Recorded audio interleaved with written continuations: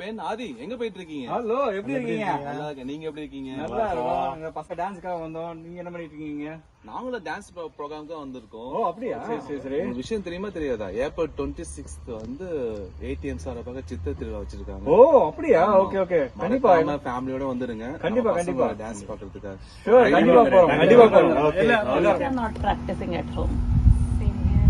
Oh, master is giving so hard time.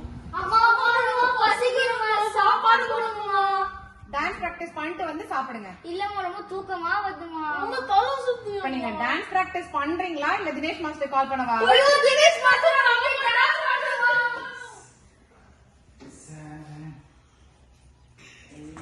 No. You have to walk like this, right?